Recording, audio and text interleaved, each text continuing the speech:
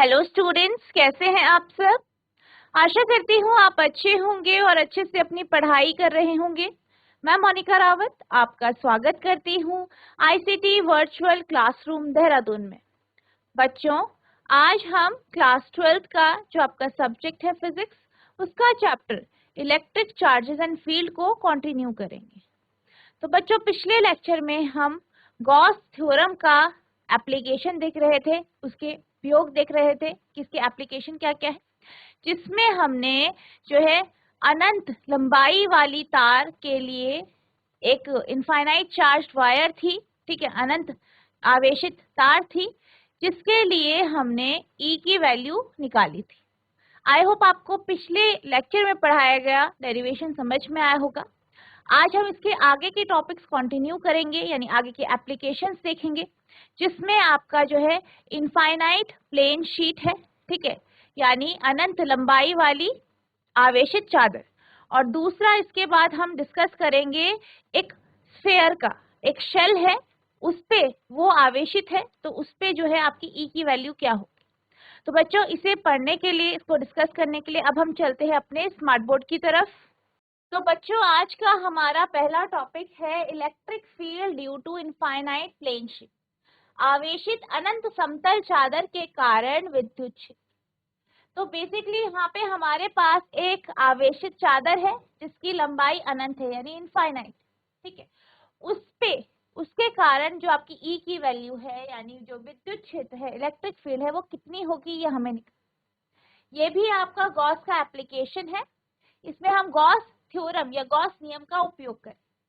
तो अब मान लीजिए कि आपके पास एक जो है चादर है, ठीक है, इनफाइनाइट चार्ज शीट है, या हम कह सकते हैं एक अनंत लंबाई की आवेशित समतल चादर।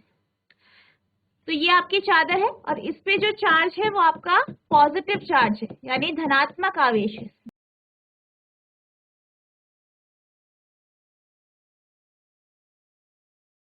अब जैसे कि आप देख सकते हैं, ये जो चादर होगी आपकी काफी, हम थिन चादर ले रहे हैं, पतली चादर ले रहे हैं। अब इस शीट पे हम एक एरिया ले लेते हैं, ठीक है, एरिया ले लेते हैं, एक छोटा सा क्षेत्रफल ले लेते हैं, छोटा सा क्षेत्र लेते हैं, ये वाला, ठीक है,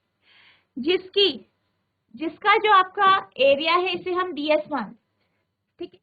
अब इसके कारण, इस एरिया के कारण क्या हो रहा है, ये क्या है, चार्ज है, आवेशित है, तो इसके कारण जो है इलेक्ट्रिक फील्ड यानी विद्युत क्षेत्र उत्पन्न हो। और इस केस में, ठीक है, इस एक छोटे से जो है वर्तुलाकार जो आकार है, इस पे जो आपका गॉसियन सरफेस बनेगी वो सिलेंड्रिकल यानी बेलनाकार हो।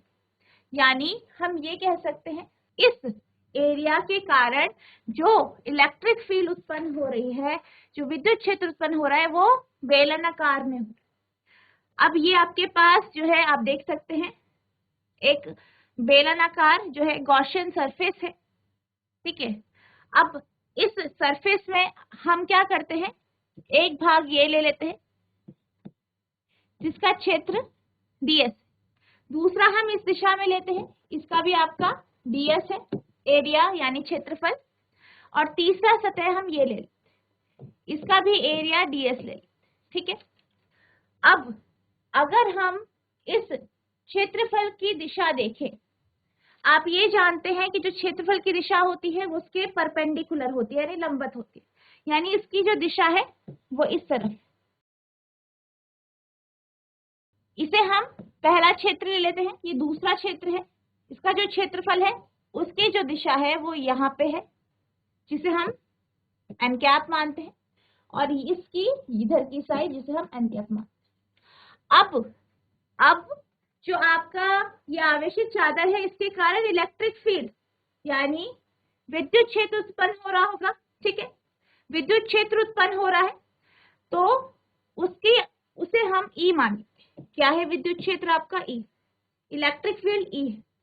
अब अगर हम देखें पहले क्षेत्रफल में, जो आपकी ई की दिशा होगी वो आपकी इधर की तरफ, यानी इस तरफ, ठीक है,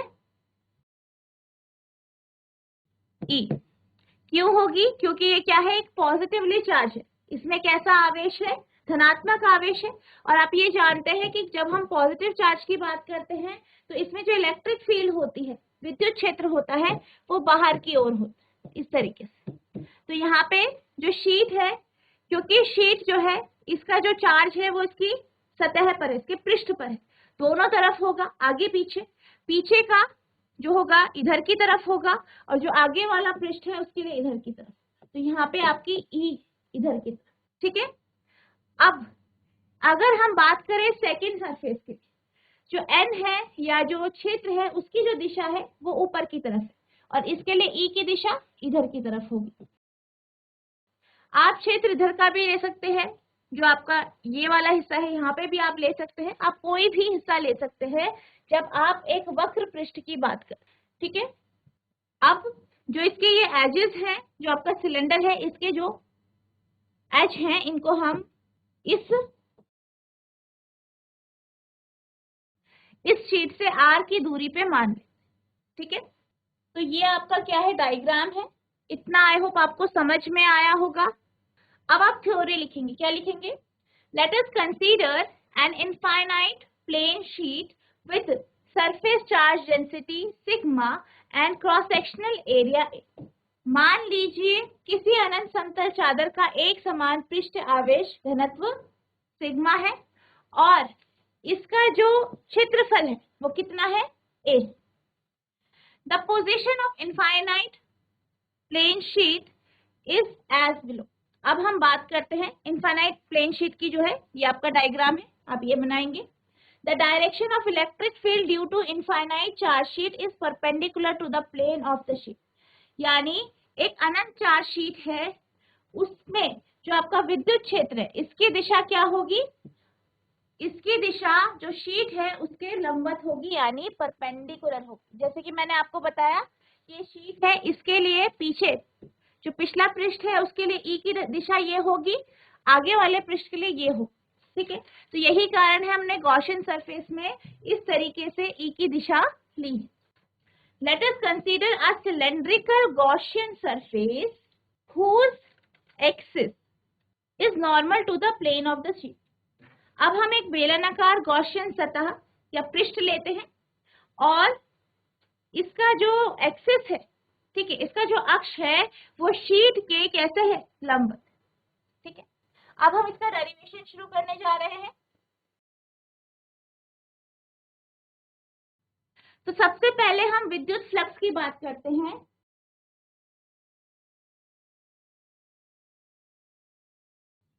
इलेक्ट्रिक फ्लक्स यानी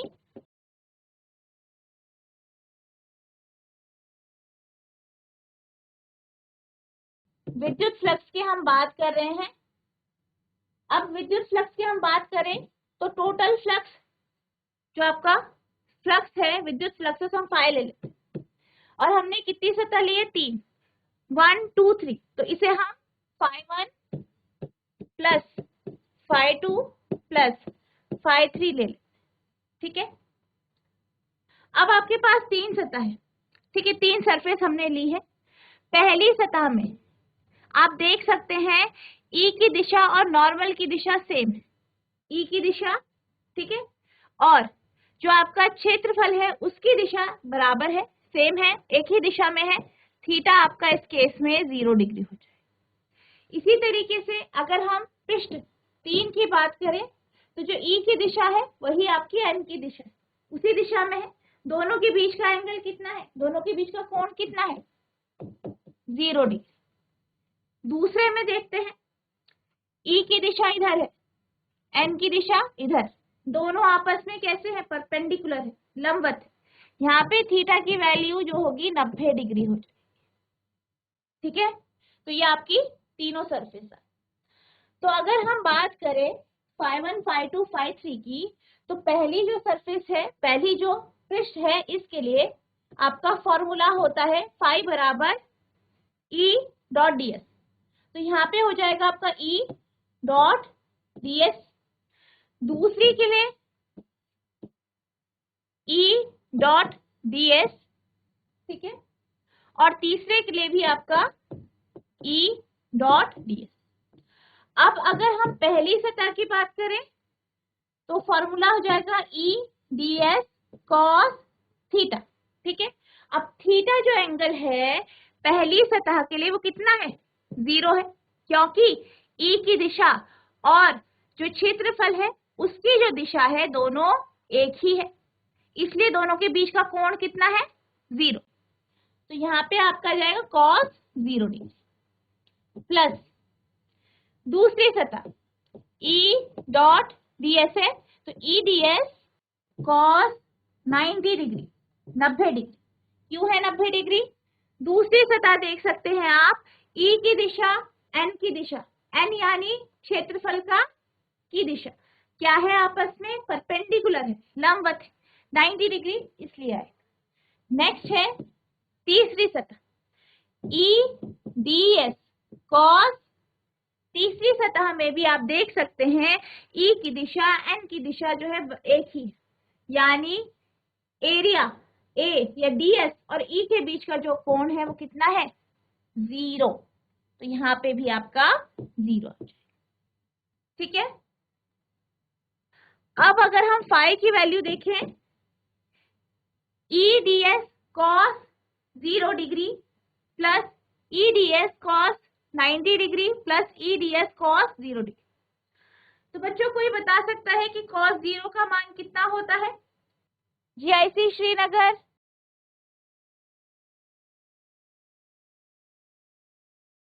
आपका नाम क्या है बेटा? माइक ऑन कीजिए, आपका माइक बंद है शायद। हाँ जी, अब आ रही है आवाज। EDS cos, ma'am EDS cos 0 की वैल्यू होती है 1 और हाँ, ईडीएस कॉस 90 की वैल्यू होती है 0 और ठीक है। ईडीएस कॉस 0 की वैल्यू होती है 1। आपका नाम क्या है? मैम सुधांशु बडोनी। अच्छा सुधांशु बेटा, अगर हम बात करें cos 0 की तो उसकी वैल्यू कितनी होती है? मैम 1 होती है। और जब वो ईडीएस से मल्टीप्लाई होगा, उससे गुणा होगा तो क्या आ जाएगा? मैम ईडीएस हो जाएगा तब वो। हाँ ईडीएस, ठीक है। अगर आप ये बोल रहे हो ईडीएस cos 0 डिग्री तो वो सिंपल ईडीएस हो जाएगा। ईडीएस cos 90 डिग्री तो वो क्या हो जाएगा, 0 हो जाएगा। ठीक है, cos 90 तो की वैल्यू होती है 0 और उसमें उसको गुणा हाँ, कर देंगे। Very good very good very good, सब बच्चे तालियां बजाएंगे, वेरी गुड बेटा। तो अगर हम बात करें ईडीएस cos 0, cos 0 क्या होता है आपका, 1 होता है। ठीक है, तो आपके पास ईडीएस cos 0 हो जाएगी ईडीएस प्लस, नेक्स्ट है ईडीएस cos 90 डिग्री। cos 90 क्या होता है, 0 होता है। अब 0 जिससे भी गुणा होता है वो 0 हो जाए, तो आपकी जो सेकंड टर्म है वो 0 हो जाए।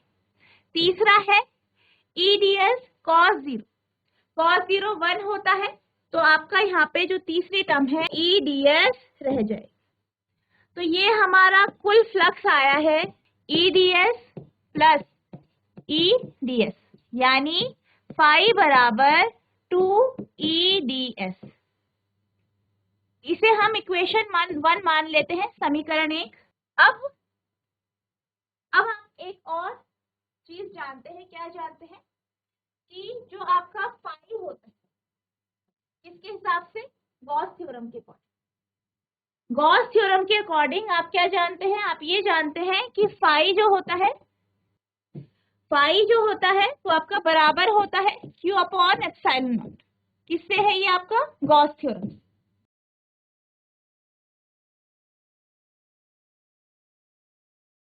या गॉस नियम से। अब अगर हम जो है फाई की जगह Q रखे, Q अपॉन एप्सिलॉन नॉट बराबर 2EDS, तो ये आपका इतना हो जाएगा। ठीक है, अब अगर हम बात करें Q की, ये दूसरा इक्वेशन होगी। अगर हम Q की बात करें, अब हम क्या करते हैं, Q की वैल्यू निकालते हैं। ठीक है, अब यहाँ पे हमारे पास क्या है, एक चादर है, एक शीट है। ठीक है, तो यहाँ पे क्या होगा आपका, यहाँ पे आपका सरफेस एरिया जो होगा, सरफेस एरिया की जो है डेंसिटी लेंगे, क्योंकि यहाँ पे क्या है, यहाँ पे हम क्या लेंगे, पृष्ठ लेंगे, पृष्ठ क्षेत्रफल लेंगे ना। तो क्योंकि क्या है, ये एक शीट है। ठीक है, शीट है इसलिए हम यहाँ पे क्या लेंगे, सिग्मा लेंगे, सरफेस चार्ज डेंसिटी लेंगे, पृष्ठ आवेश जो है घनत्व लेंगे। तो यहाँ पे जो Q है वो बराबर हो जाएगा आपका सिग्मा ds के, जैसे कि हमने पिछले लेक्चर्स में देखा था। ठीक है, अब अगर हम बात करें Q की, तो Q आपका सिग्मा ds आ गया। अब हम इस फॉर्मूले में इसकी वैल्यू रखेंगे, तो हमारा फॉर्मूला हो जाएगा, रूट बिकम्स, तो दो जो इक्वेशन 2 है, समीकरण 2 है, वो हो जाएगी आपकी sigma ds upon epsilon not बराबर 2e ds। अब यहाँ पे आप देख सकते हैं दोनों साइड ds बराबर है, कट जाएगा, तो 2e बराबर सिग्मा अपॉन एप्सिलॉन नॉट आ गया, यानी e की वैल्यू आ गई सिग्मा अपॉन 2 एप्सिलॉन। तो ये आपका जो है विद्युत क्षेत्र का मान आ गया है सिग्मा अपॉन 2 एप्सिलॉन नॉट। अब आप इसमें एक चीज देख सकते हैं, ये देख सकते हैं कि जो आपका E है, ठीक है, E जो है वो आपकी जिस सतह को आप ले रहे हैं उसकी दूरी पे निर्भर नहीं कर रहा, ठीक है, R पर ये डिपेंड नहीं कर, ठीक है।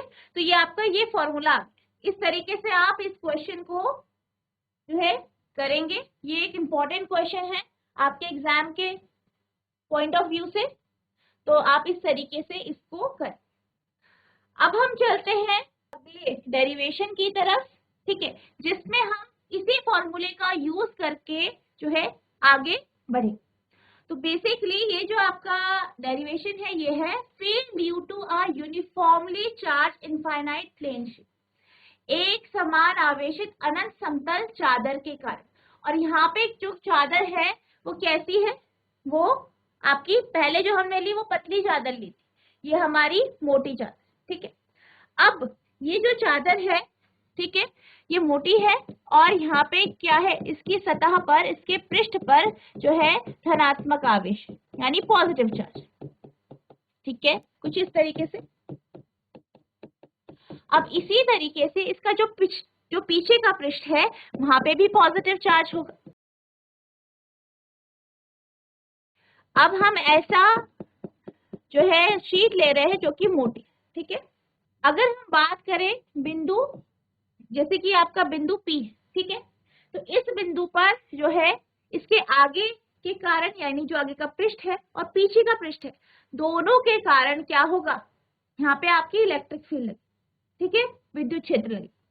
पहले के कारण को हम E1 ले लेते हैं और दूसरे के कारण जो विद्युत क्षेत्र उत्पन्न हो रहा है उसे हम E2 ले, ठीक है। अब अगर हम बात करें E1 और E2 की, ठीक है, E1 और E2 दोनों का मान सेम होगा, क्योंकि आप ये जानते हैं, हमने अभी क्या देखा कि जो E है शीट के लिए, ठीक है, उसकी वैल्यू है सिग्मा अपॉन 2 एप्सिलॉन, ठीक है। तो यानी दोनों का जो मान है वो सेम होगा, क्योंकि ये दूरी पे निर्भर नहीं कर रहा है। जैसे कि मैंने अभी बताया था कि आप किस बिंदु पे निकाल रहे हैं फील्ड को, किस बिंदु पे आपकी जो है जो आपकी विद्युत क्षेत्र है वो आप निकाल रहे हैं, उसके ऊपर निर्भर नहीं कर रहा है, ये सिर्फ सिग्मा के ऊपर और आपका एप्सिलॉन नॉट के ऊपर निर्भर कर, ठीक है। Let us consider an infinite plane sheet with surface charge density sigma and cross-sectional area A। मान लीजिए एक अनंत जो है चादर है जिसका जो सरफेस चार्ज डेंसिटी है, पृष्ठ आवेश घनत्व जो है वो इसका क्या है, सिग्मा है, और जिसका एरिया है, क्षेत्रफल है, वो कितना है, A। The position of the infinite plane sheet is given below। अब हम क्या करते हैं, हम अब E1 और E2 की वैल्यू देख लें। तो E1 है वो बराबर है E2 के, जो कि बराबर है आपका सिग्मा अपॉन 2 एप्सिलॉन नॉट, ठीक है। अब अध्यारोपण के सिद्धांत के कारण या सुपरपोजिशन का जो प्रिंसिपल है उसके अकॉर्डिंग जो पॉइंट P पर, ठीक है, जो ये आपका बिंदु P है, इस पे जो आपकी टोटल इलेक्ट्रिक फ्लक्स होगा इसे हम E से रिप्रेजेंट कर सकते हैं, ठीक है। तो आप यहाँ पे लिखेंगे according to the principle of superposition, यानी अध्यारोपण के सिद्धांत से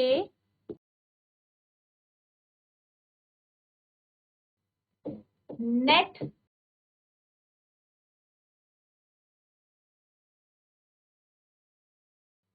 तो नेट इलेक्ट्रिक फ्लक्स यानी कुल विद्युत क्षेत्र जो है उसे हम E ले लेते हैं।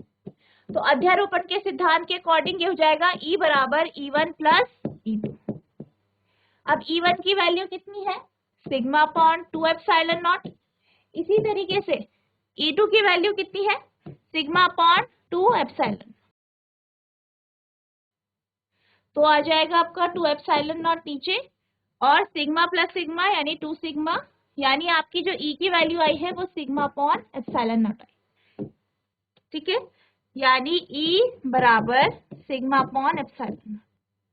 अब अगर हम इसकी बात करें, यहाँ पे हमने एक मोटी शीट ली तो हम इसकी जो चौड़ाई है या थिकनेस है उसको इग्नोर करते हैं, हम इस तरीके से इसका जो है डेरिवेशन करते हैं। तो यहाँ पे आपके पास E की वैल्यू आ गई है जो कि सिग्मा अपॉन एप्सिलॉन नॉट आपकी आई। आई होप आपको इतना समझ में आया होगा। अब हम चलते हैं अपने अगले टॉपिक की तरफ जो है field due to a uniformly charge thin spherical shell. एक समान आवेशित पतले गोलीय खोल के कारण विद्युत क्षेत्र। तो यहाँ पे हम एक सेल को कंसीडर कर रहे हैं, ठीक है, और ये जो सेल है, ये जो गोलीय खोल है, ठीक है, ये कैसा है, आवेशित है, चार्ज। तो मान लीजिए आपके पास एक आवेशित खोल है, ठीक है, जिसका जो रेडियस है, जिसकी जो त्रिज्या है वो कितनी है, कैपिटल। अब हम सबसे पहले जो है, जो आपका फील्ड है, विद्युत क्षेत्र है, उसे हम शेल के यानी जो आपका खोल है उसके बाहर लेते, ठीक है, किसी पॉइंट पे। तो आपके पास क्या है, एक शेल है, खोल है जिसका रेडियस कैपिटल आर है, और हम एक बिंदु पर या एक जो क्षेत्र है यहाँ पे, इस पे हम निकालना चाह रहे हैं फील्ड, ठीक है, क्षेत्र निकालना चाह रहे हैं, विद्युत क्षेत्र निकालना चाह रहे हैं, और इसकी दूरी जो है केंद्र से आर। अब अगर हम इस क्षेत्र की बात करें, इस एरिया की बात करें, तो इसका जो वेक्टर होगा या जो इसकी दिशा होगी वो इसके परपेंडिकुलर होगी, लंबवत होगी, ठीक है, हम इसे आर वेक्टर ले लेते हैं। इसी तरीके से क्योंकि जो आपका शेल है वो कैसा है, आवेशित है, चार्ज है, उसमें क्या है, चार्ज है, उस पे कैसा चार्ज है, पॉजिटिव चार्ज। तो इसके कारण जो फील्ड होगी वो बाहर की तरफ होगी, यानी इस दिशा, ये आपकी इस दिशा में होगी। अगर आप कोई भी पॉइंट लेंगे, कोई भी बिंदु लेंगे, हर जगह जो फील्ड होगी वो बाहर की तरफ ही होगी। तो consider a point P outside the shell with radius vector R to calculate E at P। ठीक है, हमने क्या किया, एक P पॉइंट ले लिया, मान लीजिए ये आपका P बिंदु है और ये जो है R दूरी पर है। अब हमें क्या करना है, यहाँ पे जो है हमें इलेक्ट्रिक फील्ड निकाल। We take the Gaussian surface to be a sphere of radius R with center O। हम क्या मान लेते हैं कि इस खोल के कारण, इस आवेशित खोल के कारण जो आपका गॉसियन या गॉस पृष्ठ बन रहा है या गॉसियन सरफेस जो है वो जो बन रही है वो कैसी है, गोलीय है, यानी स्फेरिकल है, और उसका जो रेडियस है, जो उसकी त्रिज्या है वो क्या है, R। All points on the sphere are equivalent relative to given charge configuration। और अब क्या है, जो सारे के सारे पॉइंट है वो कैसे, बराबर दूरी, क्योंकि ये भी क्या है, जो है आपका शेल है, एक खोल है जिसका जो रेडियस है वो क्या है, O है। खोल के बाहर का क्षेत्र, खोल के बाहर त्रिज्या सदिश r के साथ एक बिंदु P पर विचार करें। P पर E की गणना करने के लिए हम गॉसियन सतह को त्रिज्या r का एक गोला मान सकते हैं और केंद्र O के कारण P से होकर गुजरते हैं। इस गोले के सभी बिंदु दिए गए आवेशित विन्यास के सापेक्ष समतुल्य। अब हम जो है इसको डिराइव करेंगे। तो सबसे पहले हम लेते हैं गॉस थ्योरम, यानी जो आपका गॉस लॉ है उससे। तो गॉसेस थ्योरम या गॉस नियम जो है, कोई बच्चा बता सकता है क्या है, आपने क्या पढ़ा है गॉस नियम में, गॉस थ्योरम या गॉस प्रमेय में? जीआईसी श्रीनगर, आपका नाम क्या है? मैम सुधांशु बडोनी। अच्छा हाँ सुधांशु बेटा, आप बताइए गॉस थ्योरम के बारे में। गॉस थ्योरम में आपने क्या पढ़ा, फॉर्मूला क्या है इसका? मैम इसमें था कि किसी बंद पृष्ठ से होकर गुजरने वाली वैद्युत फ्लक्स से जो कि 1/ε0 के गुणे के बराबर होती है। अच्छा, और अगर आप फॉर्मूले में बताएं तो क्या होगा इसका फॉर्मूला?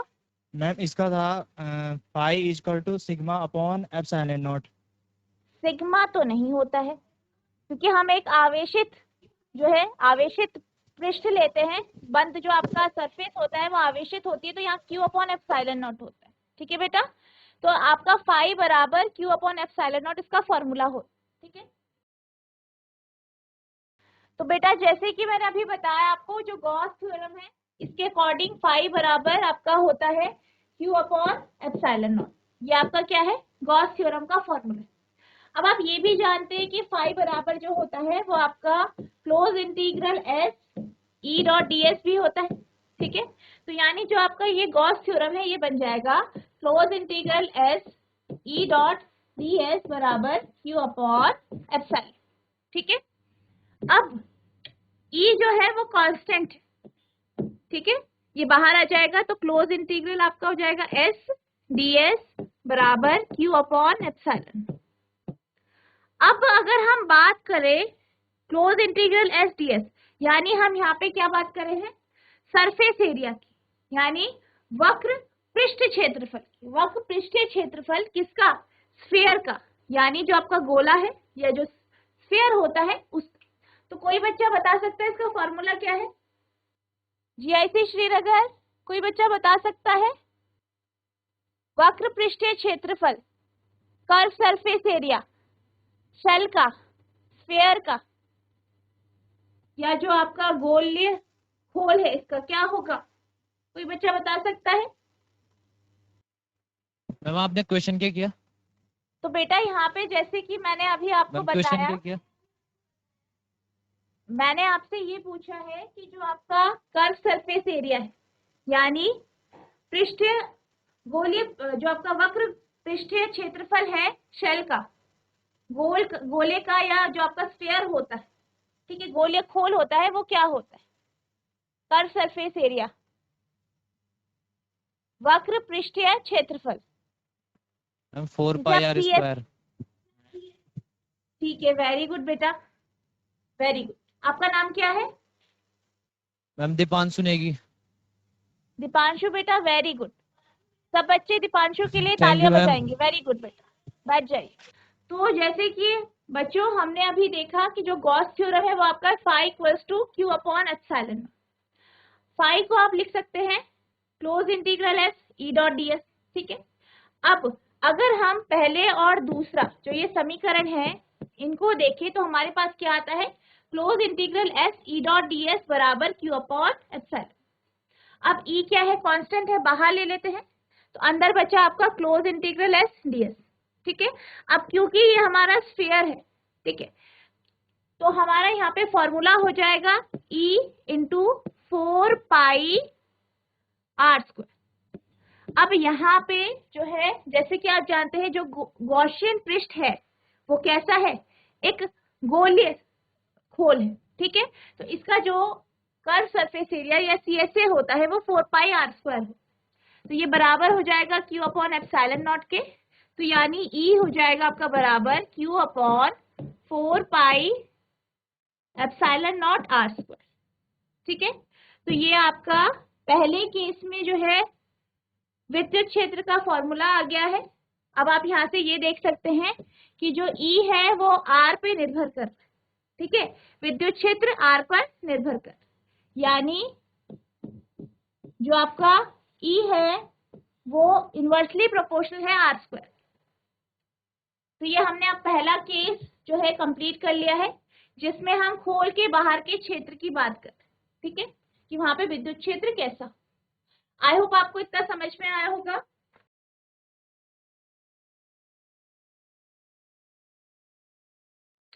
तो बच्चों आज हमने गॉस के जो एप्लीकेशन है उसके 2 टॉपिक कंप्लीट किए हैं। जो आपका तीसरा टॉपिक है वो अभी आधा हुआ है, नेक्स्ट लेक्चर में हम इसे कंप्लीट करेंगे।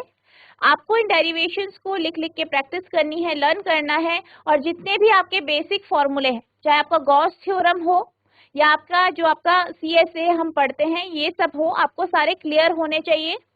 आपको इसे लिख लिख के लर्न करना है क्योंकि ये एक इम्पॉर्टेंट टॉपिक है आपके एग्जाम के लिए। तो बच्चों आज के लिए बस इतना ही, मिलते हैं अब नेक्स्ट सेशन में, तब तक के लिए thank you and have a nice day.